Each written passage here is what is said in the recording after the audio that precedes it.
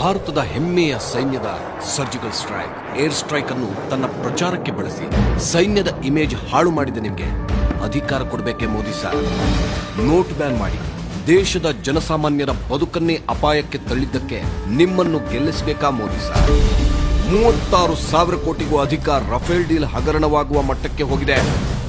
ಆಯುಷ್ಮಾನ್ ಭಾರತ್ ಎಂಬ ಜೀವವಿಲ್ಲದ ಯೋಜನೆಯಿಂದ ಜನರ ಆರೋಗ್ಯಕ್ಕೆ ಕಿಂಚಿತ್ತಾದರೂ ನೆರವಾಗುತ್ತಿದ್ದ ಆರೋಗ್ಯಶ್ರೀ, ಯಶಸ್ವಿನಿ ಇತ್ಯಾದಿಗಳನ್ನು ರದ್ದು ಮಾಡಿದ್ರಿ. ನಂಬಿಕಸ್ಥ ಸಿಬಿಐ, ಇಡಿಯನ್ನು ದುರ್ಬಳಕೆ ಮಾಡಿದ್ರಿ. ಮಂದಿರ ಮಾಂಸದ ಹೆಸರಿನಲ್ಲಿ ಹಿಂದೂ ಮುಸಲ್ಮಾನರ ನಡುವೆ ಕಂದಕ ನಿರ್ಮಿಸಿದ್ರಿ. ಹಿಂದಿನ ಸರ್ಕಾರದ ಸಾಲ ತೀರಿಸಿದ್ದೇನೆ ಎಂದು ಸುಳ್ಳನ್ನು ಹೇಳಿ 82 ಲಕ್ಷ ಕೋಟಿ ಸಾಲ ಮಾಡಿದ್ರಿ.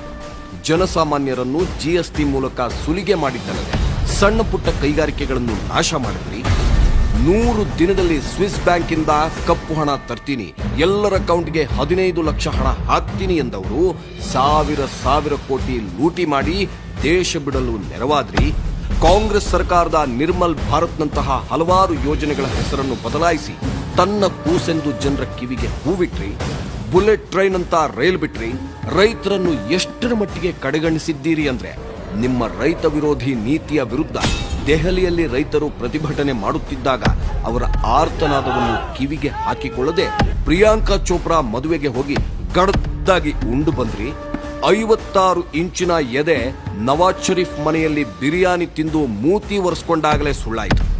ಪಶ್ಚಿಮ ಬಂಗಾಳದಲ್ಲಿ ಬಿಜೆಪಿಯ ನಾಯಕಿಯೊಬ್ಬಳು ಮಕ್ಕಳ ಕಳ್ಳತನ ಮಾಫಿಯಾದಲ್ಲಿ ತನ್ನ ಕಬಂಧ ಬಾಹು ಚಾಚಿದ್ರೆ ಬೇಟಿ ಬಚಾವೋ ಬೇಟಿ ಪಡಾವೋ ಎಂದ ನಿಮ್ಮ ಸರ್ಕಾರವೇ ಆಡಳಿತದಲ್ಲಿರುವ ಉತ್ತರ ಪ್ರದೇಶದ ಬಿಜೆಪಿ ಶಾಸಕನೇ 17 ವರ್ಷದ ಬಾಲಕಿಯನ್ನು ಅತ್ಯಾಚಾರ ಮಾಡಿ ನಿಮ್ಮನ್ನು ಬೆತ್ತಲುಗೊಳಿಸಿದ್ರು. ನಿಮಗೆ ನಾಚಿಕೆ ಆಗಲಿಲ್ವೇ? ಜನಧನ್ ಹೆಸರಿನಲ್ಲಿ ಸುಳ್ಳು ಹೇಳಿ ಖಾತೆ ತೆರೆಸಿ ಮೋಸ ಮಾಡಿದ, ಹಿಂದಿನಿಂದಲೇ ಬಂದಿರುವ LPG ಸಬ್ಸಿಡಿಯನ್ನು ತಾನೇ ಶುರು ಮಾಡಿದ್ದು ಅಂತ ಮುಗ್ಧ ಜನರನ್ನು ವಂಚಿಸಿದ, ಸ್ಮಾರ್ಟ್ ಸಿಟಿ ಹಾಳು ಮೂಳು ಅಂತೆಲ್ಲ 5 ವರ್ಷಗಳ ಕಾಲ ಭಾರತದ ಜನರನ್ನು ಯಾಮಾರಿಸಿದ ನಿಮ್ಮನ್ನು ಈ ಬಾರಿ ವೋಟ್ ಹಾಕಿ ಗೆಲ್ಲಿಸಬೇಕೆ? ಅಂತ್ಯವಾಗಬೇಕು ಮೋದಿಯ ಸರ್ವಾಧಿಕಾರದ ಸಾಮ್ರಾಜ್ಯ. ಇದು ಶಪಥ, ಇದುವೇ ಇಂಗಿತ. Good bye Modi.